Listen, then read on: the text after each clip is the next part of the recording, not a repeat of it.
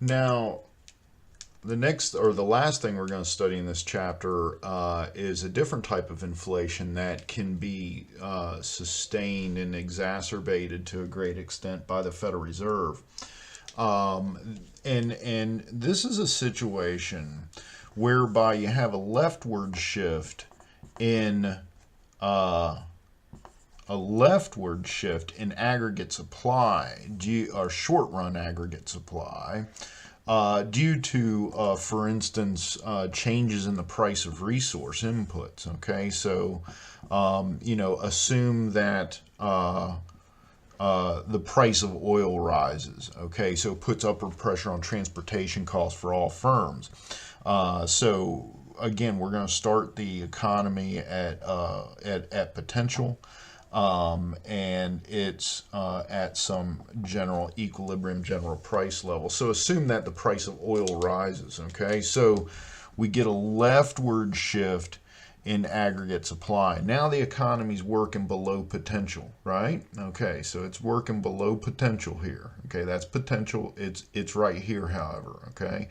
So this is what's called a recessionary gap. And a recessionary gap is simply any time when the economy is below potential. Okay. Whereas an inflationary gap is one where the economy is operating above potential. Recessionary gap is when the economy is operating below potential. So we get a leftward shift in aggregate supply. Well, the Federal Reserve doesn't want this. Okay, they don't want this fall in economic activity, so they decide to increase the money supply. When they increase the money supply, that is going to pull aggregate demand back to the right. Okay, it's going to pull aggregate demand back to the right and bring the economy back to potential. Okay, now when they do that, however, okay, they're putting upward pressure on wages. If oil prices rise, put upward pressure on transportation costs. Okay, that's going to shift aggregate supply to the left because firms won't be able to make as much product at the existing market price as they can.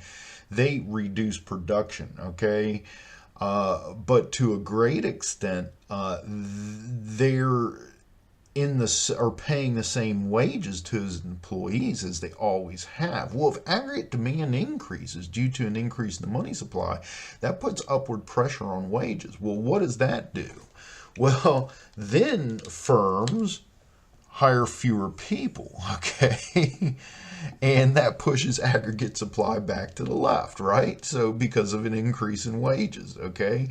So now the Federal Reserve has a different beast to deal with. This is all kickstarted by an increase in oil prices, but now they have this sort of wage spiral thing going on, and they have to increase the money supply again to shift to bring us back to potential, okay? And the cycle keeps going, okay?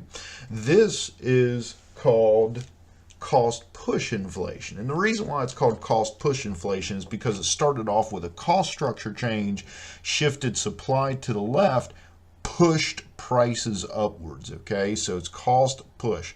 Cost increase shifts the aggregate supply to the left, pushes prices upwards.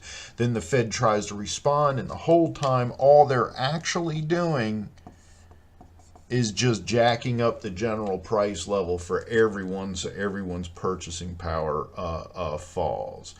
Now, one thing I want to show you here is that every time aggregate supply shifted to the left like this, it pulled GDP below potential and it pushed up prices.